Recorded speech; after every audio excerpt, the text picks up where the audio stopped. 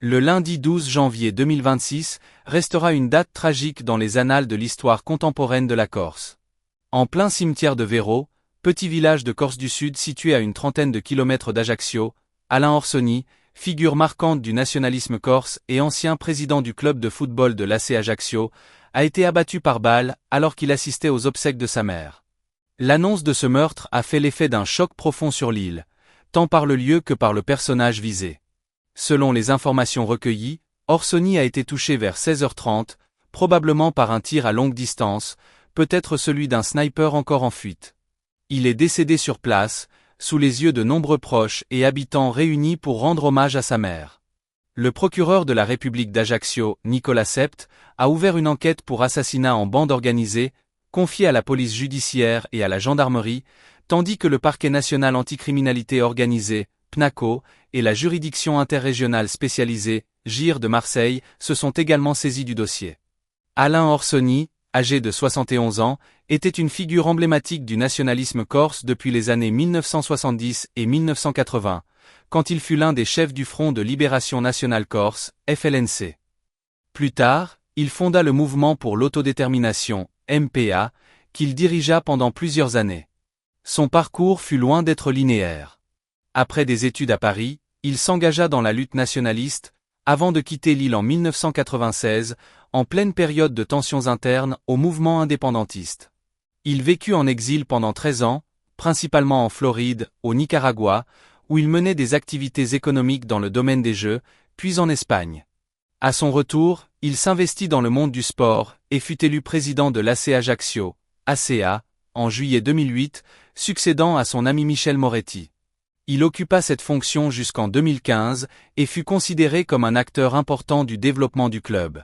Toutefois, son histoire personnelle fut aussi marquée par la violence. Déjà en 2008, un projet d'assassinat visant Orsoni avait été déjoué par les forces de l'ordre, signe que son passé et ses positions faisaient de lui une cible dans les milieux criminels corses. L'assassinat d'Orsoni, survenu au cœur d'une cérémonie funéraire, a suscité une émotion profonde et une vague d'indignation en Corse. Pour ses proches et camarades, le fait d'avoir été tué sur la tombe de sa mère est presque indescriptible, qualifié des innommables par certains.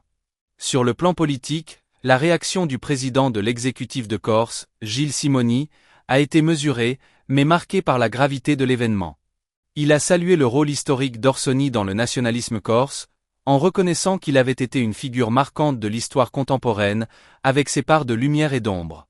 Ce meurtre est également considéré par beaucoup comme un signal fort dans le contexte des tensions persistantes entre nationalisme, milieu criminel et pouvoir public sur l'île, où les règlements de comptes et violences armées n'ont jamais totalement cessé depuis des décennies. L'ouverture d'une enquête pour assassinat en bande organisée montre que les autorités judiciaires ne privilégient pas la piste d'un acte isolé, mais envisagent un mobile complexe, potentiellement lié à des logiques criminelles. La cosaisine entre plusieurs autorités judiciaires spécialisées dans la lutte contre le crime organisé indique la gravité avec laquelle l'État français entend traiter ce dossier. Pour l'heure, peu de détails ont été rendus publics sur les suspects ou les motivations précises, même si la piste d'un tireur embusqué à longue distance persiste dans les premières descriptions des faits. Les investigations devront déterminer s'il s'agit d'un règlement de compte classique, d'une vengeance liée à des conflits internes ou d'une réponse à des contentieux plus anciens. L'assassinat d'un homme politique et dirigeant historique dans un lieu aussi sacré que les obsèques de sa mère dépasse le simple fait divers. Il illustre les lignes de fracture qui continuent de parcourir la société corse, mêlant histoire politique, engagement nationaliste et réseau criminel. La mort d'Alain Orsoni sera sans doute analysée pendant longtemps comme un événement symbolique, révélateur des forces et des fragilités qui traversent l'île méditerranéenne. N'hésitez pas à vous abonner pour ne rien manquer des prochaines actualités.